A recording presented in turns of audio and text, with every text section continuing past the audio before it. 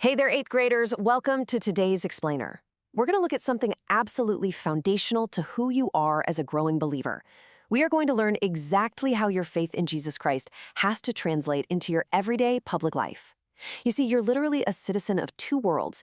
You live in a physical town, you go to a school, you live under a government, but you also belong to the kingdom of heaven. So today, we're going to explore exactly how those two worlds interact with each other. Think about it for a second. Why in the world does Christian living affect how you act at school or in the grocery store or when a parent or principal gives you a directive?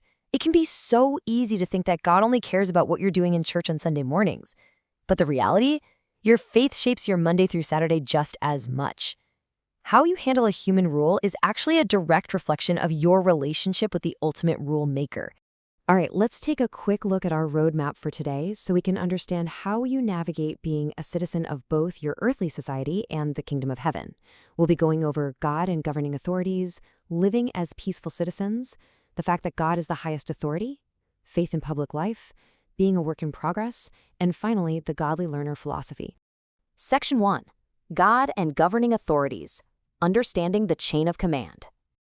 Okay, we have to start this lesson with the baseline rule of society, which is the structure of authority itself.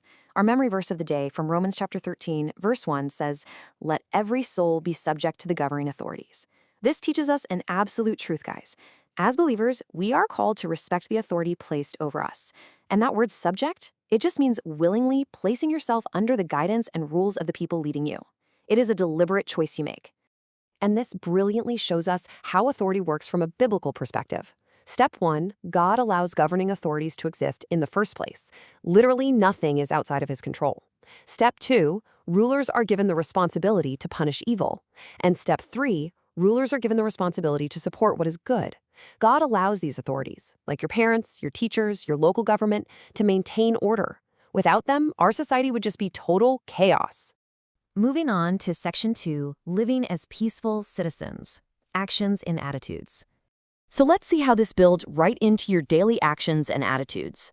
There's a really clear contrast between the peaceful, honest life of a Jesus follower and the rebellious, disrespectful behavior we've got to avoid. We absolutely should obey rightful laws, show honor, pay what is owed, and live peacefully. Now, as an 8th grader, paying what is owed might just mean returning a borrowed pencil or paying for a snack at the store. But hey, the principle is exactly the same. On the flip side, we must not be rebellious, we must not be careless troublemakers, and we cannot practice dishonesty.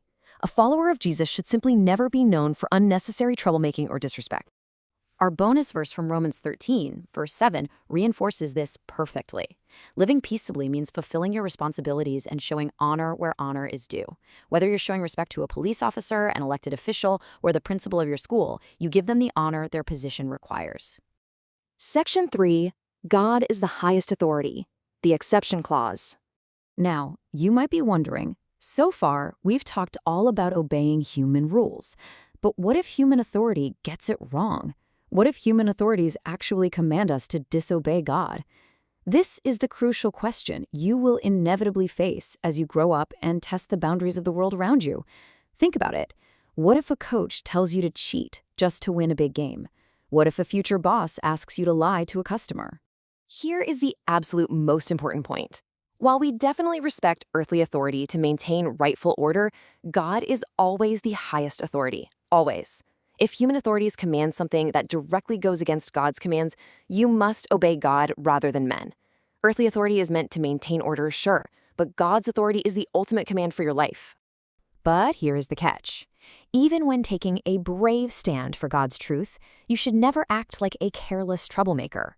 You have to respond with humility, courage, wisdom, and deep reverence for God. Seriously, you don't get to be disrespectful just because you happen to be right. You stand firm in your faith, absolutely, but you do it with a gentle, wise spirit. Section 4, Faith in Public Life, Beyond the Church Walls. You see, our faith cannot just be a private matter tucked away on Sundays. Following Jesus is a full-time, 24/7 commitment.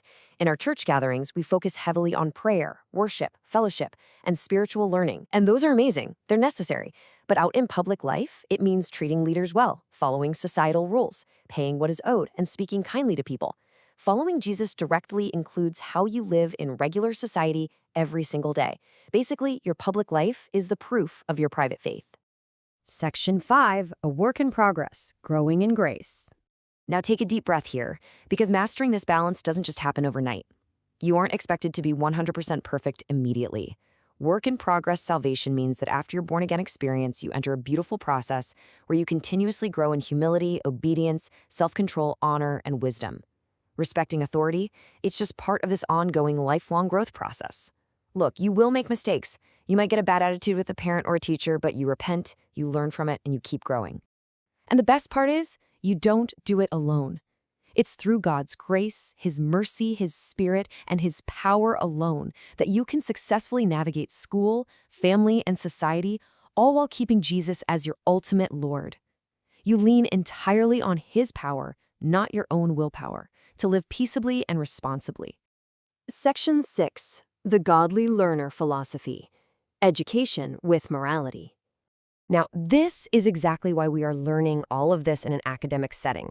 The scriptures teach us clearly in Romans chapter 8 that keeping the mind spiritually minded leads to life and peace.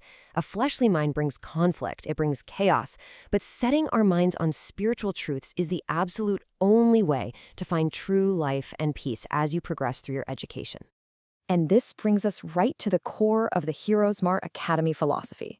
HeroesMart Academy intentionally intertwines biblical morality with education because honestly, education without morality can actually hurt you. Think about it. Getting smarter without getting wiser is incredibly dangerous. Knowledge and intelligence shouldn't just exist to make you more capable of passing a math test. They absolutely must help you make wise, God-honoring choices in everything you do. So as we wrap up today's explainer, I want to leave you with a massive challenge for your 8th grade year and, well, beyond. I want you to ask yourself, will you pursue academic excellence while keeping your mind centered on God, truth, wisdom, and righteous choices?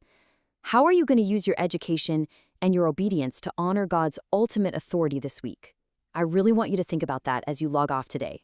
Let's go out there and live as brilliant, respectful citizens of God's kingdom. See you next time.